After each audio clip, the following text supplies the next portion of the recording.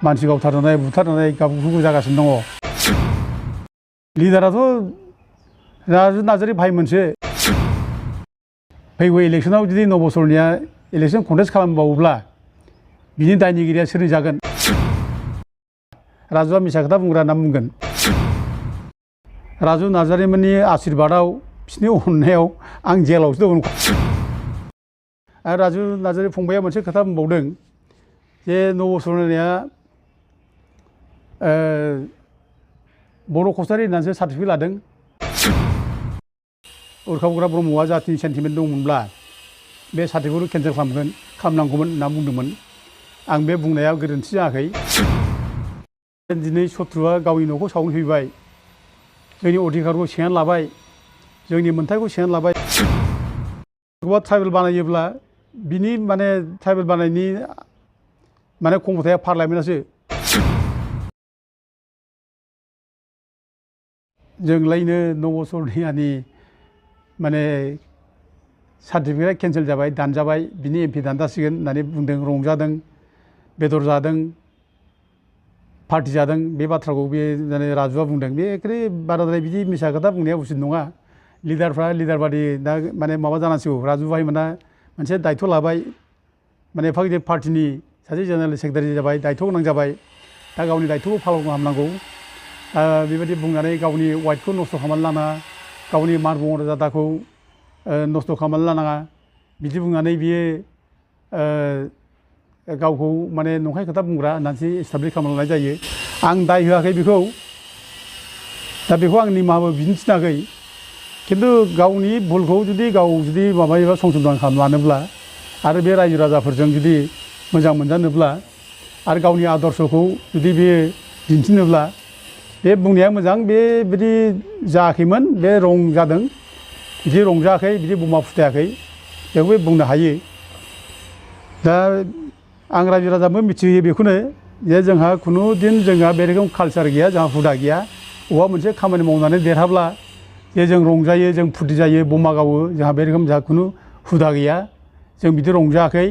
आरो जेब्ला नैबे जायनाखि हाइकर्टआ WPT BCखौ जेब्ला भट लागि आरो जेब्ला WPT BCनि एगेन्स्टै जों केस होनायाव जों जेब्ला देरहायो, जेब्ला WPT BCआ गावसिनि जायनाखि सरनायाफोरनो सार्टिफिकेट होनायनि जायनाखि अर्डार बेखौ जेब्ला उइद्र' खालामनानै लायो, बे समाव आङो जोंना अनजालु राजु नार्जारीमोननि आशीर्बादाव बिसिनि अननायाव आं जेलावसो दङ, क'क्राझार जेलाव। 7 जानुवारिनिफ्राय आं जेलाव दङ। 91 दिननि आं जेलाव दङ। आरो जों बे अर्डारखौ मोन्दों फेब्रुवारिनि 27 थारिखआव जों अर्डार मोन्दों। हाइकर्टआ बे अर्डार होदों। दा गथे बबाव जों बमा गावनानै रंजाखो, बबे बेदर जानानै रंजाखो, जोंनि मानसिया बबाव फुरथि खालामखो? बे आसरित बाथ्राखौ बे बबेनिफ्राय मोननानै बुंखो? बिदि माबा खोथाखौ मानो, अजन गैयै खोथाखौ मानो बुंनांगौ? बिदि बुंनाङा। बिदिब्ला मानसिफ्रा बयबो सन्देह जागोन, थगायसुला, राजुआ मिसा खोथा बुंग्रा होनना बुंगोन। दा आं जेल जानायनि थाखाय खथ' दुखु जादों बयबो जोंनि कर्मिफ्रा।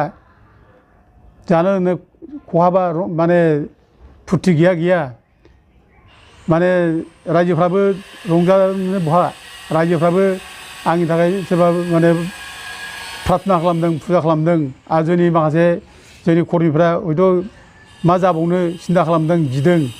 रंजानायनि खुनु टाइमानो गैया। दा आङो दुखु खालामो बिदि बुंनायखौ बिदि बुंनो नाङा। ओमफ्राय लोगोसे बे रायजो राजाफ्रा ओमफ्राय फैसा खांनायनि बाथ्रा अनजालु राजुआ बुंदों। दा बे इनडाइरेक्टलि एसे जोंखौ फैसा खांनानै जानाय बेबायदि सेन्सआव बुंनाय बायदि आं मोन्दों। दा जोंहा फैसानि खुनु लब गैया। जों फैसाखौ खुनु मिस इउज खालामा। रायजो राजाफ्रा जोंनो जा गरफा गरनै हरदों खोब लिमिटेड। गोरिब गुन्द्राफोर हरदों जोंनो 10 थाखा, 20 थाखा, 100 थाखा सोरबा हरदों। बेयावबो जों बादा होदों जे गोरिब गुन्द्रा मानसिफोर, हाजिरा मावनानै जाग्रा, बे हाजिरा मावनानै जाग्रा मानसिफोरनिफ्राय जोङो फैसा लानो नाङा। गावस्रानो जोंनो हरनानै मा जानो?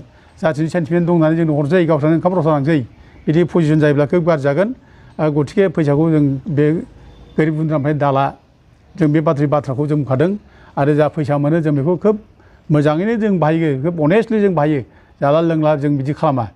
जोंहा बिदि हुदा गैया। आरो जोङो बे केस होनायफ्राव जोंहा बिराद फैसा थांदों, गावहानो फैसा दं, जों गावबागाव खरस खालामनानै जों मावदों। बेखौ जोंथ' बुंनांगौ बाथ्रा गैया। रायजोफ्रा जोंजों मावफाग्रा मिथिखाजोबगौ। दा राजु नार्जारिया मोनसे खोथा बुंबावदों जे नबसरनानि सार्टिफिकेटआ केन्सेल जायाब्ला फैगौ इलेक्सनाव जुदि नबसरनिया इलेक्सन कन्टेस्ट खालामबावोब्ला बिनि दायनिगिरिया सोर जागोन होननानै बे मोनसे कुइसन खालामनानै दोनदों आरोखि दा बेबायदि कुइसनखौ मानो खालामखो बे आं बुजियाखै सोर दायनिगिरि जानांगौ मानो दायनिगिरि जानांगौ माने बे बुंनाया जोंखौसो दायनिगिरि जागोन होनना बुंनाय बादि आङो मोनदों दा जों मानो दायनिगिरि जानो फालाय जोंथ' एथ' खस्थ' खालामनानै जों मावबोबाय एथ' गोजौ लेभेलसिम जों लाबोबाय दा माथ्र सार्टिफिकेट केन्सेल खालामनांगौ होमब्ला बे गेलेनो मोनला बेनि दायथ'थ' नोंसोरसो लानांगौ दा लिडाराथ' राजु नार्जारि भाइ मोनसे आरो बिसोरनि माने गिदिर गिदिर दङ मन्थ्रिफोर दङ बिसोर दायथ' लानांगौ बिसोरसो दायथ' लानांगोन सोरखौ दायथ' माने सोरखौ रेसपन्सिबोल खालामफालाय जों मानो दायनिगिरि जानो बेबायदि बाथ्राखौ बुंनानै मोनसे गावनि सायावनो मोनसे कुइसन मार्क लाबोनाया बे थिग जायाखै बे मोजां जायाखै बिदि बुंनाङामोन दा जिखि दाजाथों जोबनायाव आङो राजु नार्जारि भाइखौ आं बुंनो लुबैयो जे माने आंखौ जेरै माने गोथौ जानाया मोजां होनना बुंदों आं खोब सिरियास गोथौयै मावलांगोन आरो दानि जानाखि सम बे समाव जों गावजों गाव थगायलायनाय गावजों गाव नासयलायनाय बे गोरिब गुन्द्राखौ दैदेननांगौआ गोरिब गुन्द्राखौ खांनांगौ बानांगौआ दिनै जेरोखोम माने रायजो राजाखौ नासयलायनाय थगायलायनाय माने खालामगासिनो दङ आरो जोंनि रायजोआव गावनि न'खरावनो दिनै एथ' सुखि परियाराव दिनै मानसि गावथारनाय बुथारनाय गावखौ जागासिनो दङ बे खेथ्रआव जोङो खमसे खम जोङो बांसिननिफ्राय बांसिन जों सिरियासलि खामानि मावलांगोन आरो गोथौयै जों मावलांगोन खामानिखौ आं बेखौ राजु नार्जारि भाइखौ बुंनाय जायो आरो राजु नार्जारि भाइआबो नोंसोरबो गोथौ जा सिरियास जा आं बेखौ खावलायहरो आरो रायजो राजाफ्रा जाहाथे जोंखौ जोंनि मावनायाव जाहाथे आशिर्बाद होयो बयबो जोंखौ माने थुलुंगा होयो आं बेखौ खावलायो दा जोंखौ गोबां रायजो राजाफ्रा खबर लायो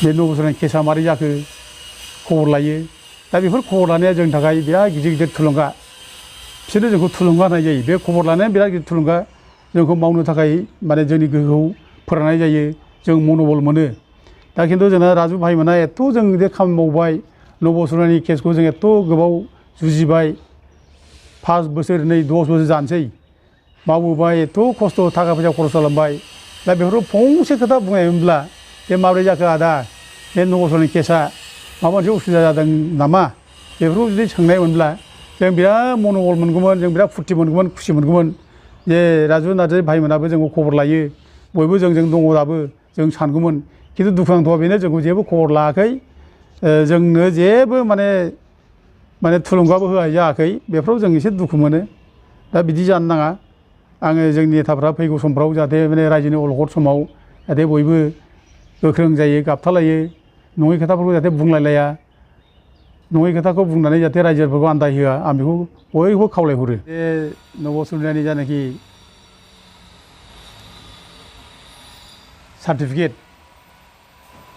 बे ट्राइबेल सार्टिफिकेट बेखौ उरखावग्रा ब्रह्मआ दाननांगौमोन बे WPTBCनि केबिनेट मन्थ्रि थानाय समावनो आं बे बुंनाय बाथ्राखौ बे राजु भाइआ बुंदों जे माने उरखावग्रा ब्रह्मआ 2 मासल' दंमोन WPTBCनि केबिनेट मन्थ्रि हिसाबै 2 मासनि उनाव बे सोलायजाफिनदों रनज पेगुनोसो हरजोबदों गासैबो होनना बुंदों दा बे भुल जादों राजु भाइना बे मोजाङै गावहानो इनफरमेसन गैया आंखौसो बियो जेबो माने माबा मिथियाखै उरखावग्रा ब्रह्मआ जे 2 मासल' थादों होनना बुंदों खिन्थु उरखावग्रा ब्रह्मआ 6 मास माने WPTBCनि केबिनेट मन्थ्रि जादों बेखौ आं मिथिगौ दा बे समाव जे समाव उरखावग्रा ब्रह्मआ केबिनेट मन्थ्रि जादों WPTBCनि बे समाव जोंनि थाखाय खोब इम्पर्टेन्ट थारमोन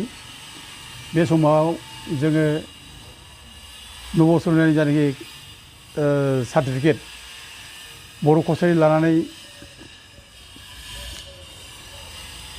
सार्टिफिकेट लानाय बेखौ दाननो थाखाय जोंनो बे समाव बयनिबो हेल्प नांगौमोन दरखारथारमोन दा उरखावग्रा ब्रह्मआ बे समाव थिग मन्थ्रि जाबायमोन दा बे हिसाबै जोंनो आसा खालामदोंमोन जे इउजि ब्रह्मआ बेखौ दाननो हागोन खिन्थु बेबो दाननाय जायाखिसै दा राजु फंबाया जेरै 2 मासनि बाथ्रा बुंदों 2 मासाथ' साफिसियेन्ट टाइम 2 मासनि गेजेरावथ' जथेस्थ' मावनो हायो मानो 2 मास फोलाय बेफोरलाय ला 1 मासखौनो लामोन होनब्लाबो जायोमोन 2 मासनि गेजेराव मावोमोन होनब्लाबो जायोमोन खिन्थु मावैयाथ' दुखु गोनां जाबाय दा जों दुखु खालामो दा बे समाव माने नब'सरनियानि जानि बर' कसारि नाम लानानै सार्टिफिकेट लानाय बेखौ केन्सेल खालामनो थाखाय जानाखि प्रसेस खालामदोंमोन बे सिकिउरिटि कमिटिया बे प्रसेसआव जुदराम मालाकार होननाय आइबिनि इन्सपेक्टरा गासिबो नब'सरनियानि डकुमेन्टसफोरखौ नायजोबदों नब'सरनियानि हानि रेकर्ड नायदों बिनि स्कुलाव फरायनायनि रेकर्ड नायदों बिनि बिफानि सार्भिसनि रेकर्ड नायदों फ्राय गासिबो नायजोबनानै बिनि लिगेज डाटाखौ नायदों फ्राय गासिबो नायजोबनानै बे रिपर्ट होदों जे नब'सरनिया बर' कसारिजों खुनु सोमोन्दो गैया बे जे बर' कसारि नाम लानानै सार्टिफिकेट लादों बे सार्टिफिकेट लानाया डाउटफुल बिदि होननानै रिपर्ट होदों दा गोलाव रिपर्ट बिनि रिपर्ट होनाया नैबेनो जदुराम माने मालाकारनि रिपर्ट बिराद बुरजा पेजनि होदों बियो बेसेबां बुरजा बे आरो बेखौ बियो 2019नि माबायाव होदों बियो 30 जुलाइआव होदों 30 जुलाइ 2019 आरो बे रिपर्टखौ मोननानै जायनाखि इनकुवारि रिपर्ट बे रिपर्टखौ मोननानै आरोबाव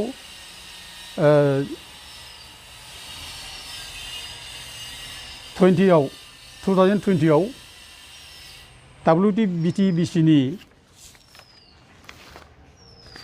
डाइरेक्टर देबकुमार कलिता बियो नबकुमार सरेनियानो मोनसे नटिस हरदों श'कज नटिस बियो रोखा रोखा बुंहरदों जे नबसरनिया नोंनि हानि रेकर्डआवथ' नोंखौ बर' कसारि मोनाखिसै नोंनि बिमा बिफानि जायनाखि नाम बेवबो माने बर' कसारि जेबो गैया आरो नोंनि बिफानि जायनाखि सार्भिस रेकर्ड बेवबो बर' कसारिनि जेबो गैया ओमफ्राय नोंनि जायनाखि स्कुलाव फरायनाय रेकर्ड बेवबो नोंनि नामानो देखासो दानि लिगेज डाटा बेवबो नोंनि बिबौआ सेलाराम बर' घोष दा गथिखे नोंखौथ' खुनु जेरावबो बर' कसारि होननानै मोननाय जायाखिसै आरो नोंथ' बर' कसारिजों खुनु सोमोन्दो गैया दा गथिखे नोंनि बे बर' कसारि नाम लानानै सार्टिफिकेट लानाय बेखौ मानो दाननो नाङा होननानै बिसोर श'कज नटिस हरदों जे बे रिप्लाइखौ बियो 2 उइक्सनि गेजेरावनो होनांगौ बेखौ बुंदों आरो 2 उइक्सनि गेजेराव होआब्ला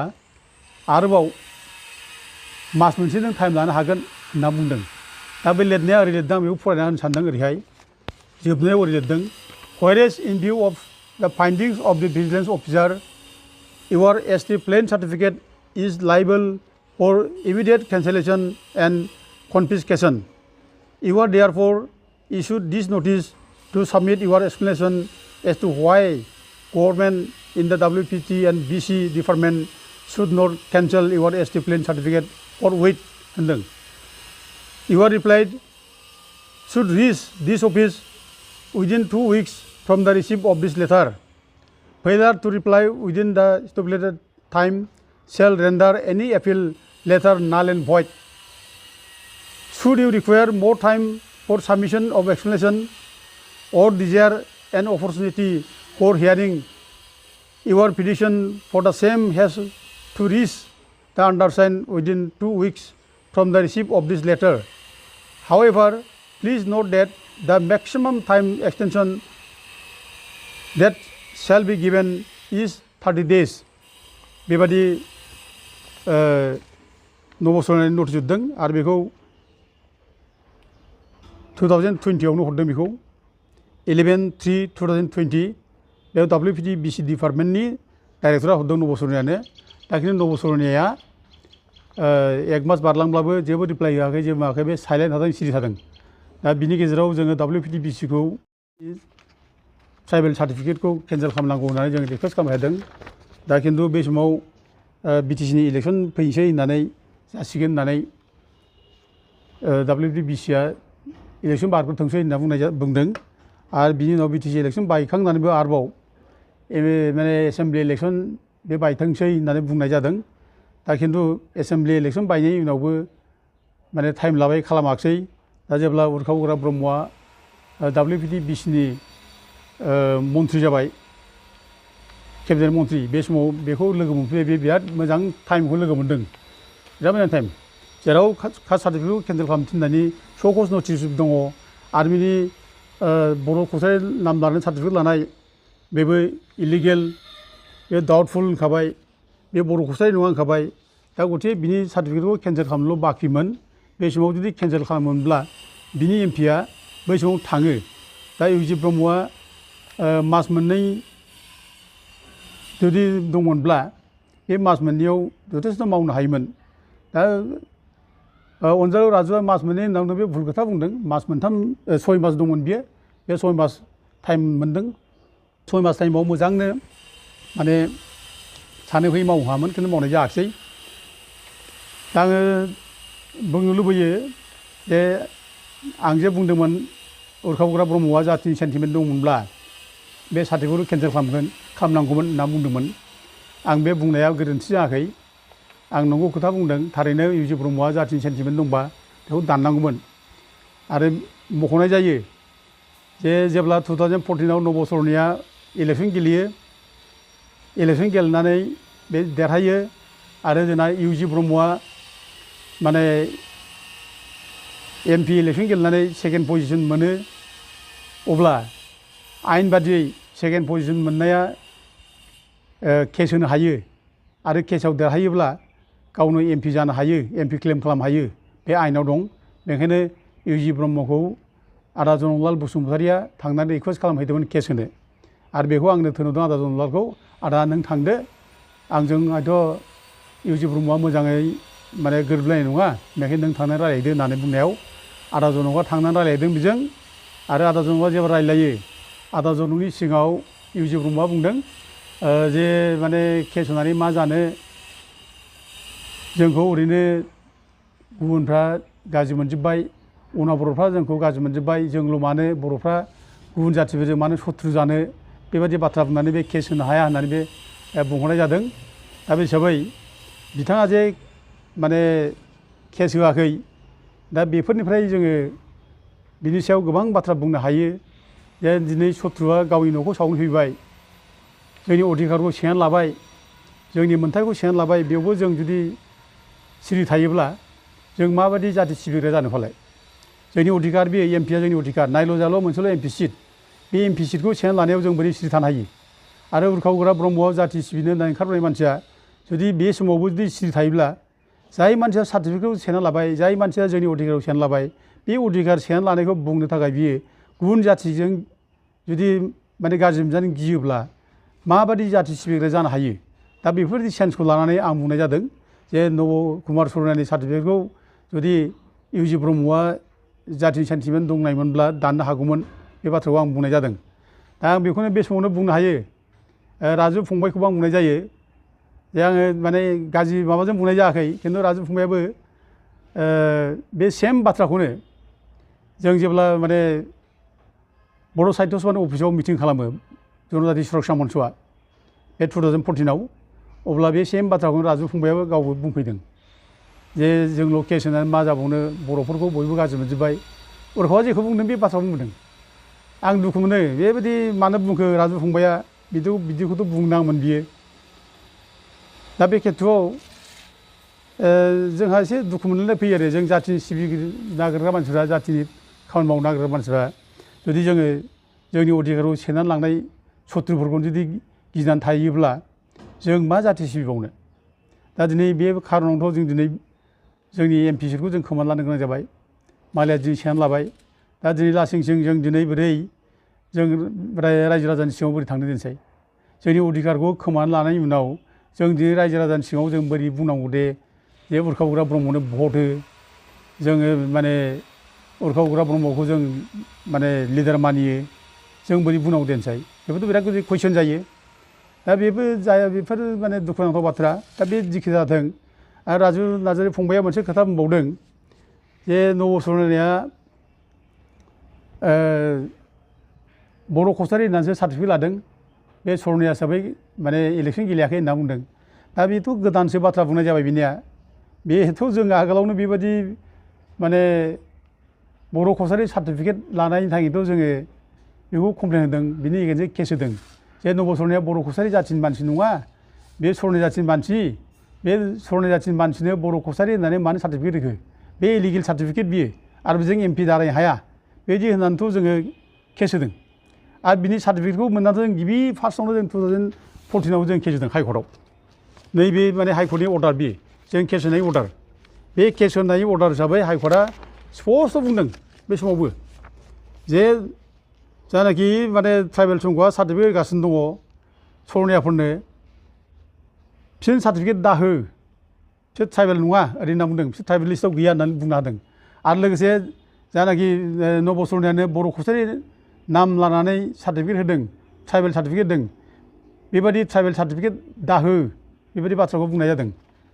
दा सर'निया जे ट्राइबेल नङा, सर'निया जे बर' कसारि नङा, बे बाथ्राया नैबे माने गुवाहाटि हाइकर्टनि जानाखि अर्डार बेयावनो रोखा जाखादों। दा थाङै थुङै ट्राइबेल संघआबो सार्टिफिकेट होनो हायाखै सर'नियाफोरनो। उनाव बिनो फैयै फैयै आरोबाव जोंहा 2018आव 5 जुन खालि आरोबाव WBDBCआ मोनसे गोदान अर्डार होबावलायबाय जे माने सर'नियाफोरनो कसारि होननानै सार्टिफिकेट होनांगौ होननानै अर्डार होलायबाय। दा सर'नियाफोरनो बर' कसारि होननानै सार्टिफिकेट होनायखौथ' हाइकर्टआ बादा खालामबाय, दाहो बिदि दाहो होनना बुंखाबाय, होनो नाङा होननानै। नब' सर'निया ट्राइबेल नङा, बेनो बर' कसारि होननानै सार्टिफिकेट होनाया भुल जादों, बिदि दाहो होनना बुंखाबाय। दा बर' कसारि होननानै सार्टिफिकेट होनो हायिनि आरोबाव 2018आव बे 5 जुनाव कसारि होननानै सार्टिफिकेट थिनबाय। दा कसारि सार्टिफिकेट होननानै होबाय सर'नियाफोरनो। दा बेखौ जोङो आरोबाव जोङो जनरलाल बसुमतारी, आं, ओमफ्राय लोगोसे जोंहा माने कख्लाबारिनि इडुकेटेड आनइमप्लयड इउथ एस'सियेसननि जायनाखि प्रेसिडेन्ट रन्जित बसुमतारी, जों ज' थांलायनानै जों केस होनाय जाबाय। दा बे केस होनानै आरोबाव बिसार जानानै आं जेब्ला जेलाव दंमोन, 3 मास जेलाव दंमोन आं, जानुवारि मासाव 7 थारिखनिफ्राय जेलाव दंमोन। बे समाव जोंनि केसआव जों माने देरहानाय जाबाय। हाइकर्टआ WPDBCखौ माने पडकास्ट लागायना बुंदों जे सर'नियाफ्रा ट्राइबेल नङा, बे ट्राइबेल नङै जाथिनो माबोरैहाय जे कसारि होननानै बा बर' कसारि होननानै बोरै सार्टिफिकेट होनो हायो, आइनाव बिदि दं नामा होनना बुंनाय जादों। आरो सोरखौबा ट्राइबेल बानायोब्ला बिनि माने ट्राइबेल बानायनि माने क्षमताया पार्लामेन्टआसो, भारत संबिजितनि 342 आर्टिकेल बादियैसो ट्राइबेलखौ बानायनाय जायो। खिन्थु WPDBCआ बोरैहाय ट्राइबेल नङैखौ बोरै माने ट्राइबेलनि लिस्टआव सोनानै कसारि होननानै सार्टिफिकेट होनो हायो, बे बाथ्राखौ माने WPDBCखौ पडकास्ट लागायनाय लोगो लोगोनो, गोब्राब बुंनाय लोगो लोगो WPDBCआ माने हाइकर्टआव फैनानै गावसिनि बे अर्डारखौ माने उइथड्र खालामना लाबाय होनना बुंफैयो बिसोरो। जे जोङो WPDBCनिफ्राय जायनाखि अर्डार होदोंमोन सर'नियाफोरनो सार्टिफिकेट होनायनि, कसारि होना होनायनि, जों बेखौ माने उइथड्र खालामना लाबाय। बिदि होननानै बिसोरो माने गावसिनि अर्डारखौ उइथड्र खालामना लायो। आरो लोगो लोगोनो बिसोरो जेसेबां माने माबा दं, डिपुटि कमिसनारफोर दं अल अभार आसाम, आरो लोगोसे साब डिभिजनेल अफिसारफोर, बिसोरनो गासिबनोबो बिथोन हरो जे जायनाखि आगोलाव अर्डार होनाय दंमोन बे उइथड्र जाबाय जेब्ला बेबायदि सार्टिफिकेट दाहोसै। माने बिसोर माने जायनाखि अर्डारखौ उइथड्र खालामना लाबाय, दा बे उइथड्र खालामनायनिफ्रायनो अर्डारखौ उइथड्र खालामनायनिफ्रायनो सर'नियाफोरनि जायनाखि सार्टिफिकेट लानाय, बर' कसारि एबा कसारि होननानै लानाय, बे गासिबो दा इनभेलिड जाजोब्बाय, सोलिलिया। रायजो राजाफ्रा जोङो साननो नाङा जे नब' सर'नियानि MP आयुआसो जोबलायलांसै, आयु जोबखांनानै मा जाबावनो बिदि साननो नाङा। बियो MP बिनि आयुआ थांबा थांबाय, बे MP टार्मखौ मोनलांथोंसै जुदि दानथ्राब्ला। जुदि दानबायबायथ' दानबाय, दाबो टाइम दङ। नैबे दिनै कन्टेम्प्ट केस होनाय जाबाय। बे कन्टेम्प्ट केसनि जे रिजाल्टआ थाब फैयोब्ला हयथ' जों बिनि जायनाखि MP, बे MPखौ जोङो दाननो हानायनि जोंहा मोनसे खाबु दङ। आरो बेयाव जुदि हास्लाबाब्लाबो जों रायजोफ्रा बेखौ आफसोस खालामनाङा जों दुखु मोननो नाङा जे बे आयुखौ मोनलांजोब्बायसै थेवबो बियो एमपि बायखांनायनि उनावबो बिनि सार्टिफिकेटआ केन्सेल जानांगौ ओमफ्राय लोगोसे बिनि सायाव क्रिमिनेल केस जानांगौ आरो बे जिबां माने गभर्नमेन्टनि बेथन लानाय बिनि बेनिफिट लानाय बे माने रिटार्न जाफिननांगौ जों बेखौ लुबैयो आरो लोगोसे जों बेनि थाखाय जुजिबाय थागोन आरो लोगोसे बर' जाथिखौ जे बे नासयबाय थाबाय बर' जाथिनि बेरेखा बुंबाय थाबाय बर' जाथिखौ जे बे माने थगायबाय बर' जाथिनि अधिकारखौ सेना लाबाय बेनि थाखाय जों बेखौ एकेबारे पानिशमेन्ट होथारगोन होननानै जों पानिशमेन्ट होनो थाखाय जों जुजिबाय थागोन दा बेखिनिनि थाखाय रायजो राजाफ्रा जोंखौ आशीर्बाद हो जोंखौ मदद हो जोंनो सहाय खालाम जोंनो दस्रा जेबो जों सहाय नांया दा जोङो रांखावरिनि बाथ्रा जों बुङा जेबो गोरबोजों जोंखौ आशीर्बाद हो सैथोनि खामानियाव जों मावनायाव जों जाहाथे माने सहाय मोनो जों सैथोआ जाहाथे देरहासार जायो बर' हारिनि जाहाथे उपकार जायो बर' हारिया जाहाथे सेकिउर जायो बर' हारिनि अधिकारखौ जों जाहाथे गाबथानानै लानो हायो बेखिनि आशीर्बादखौ जोंनो रायजो राजाफ्रा हो आं बेखौनो बयबो रायजो राजाखौ खावलायहरनाय जायो।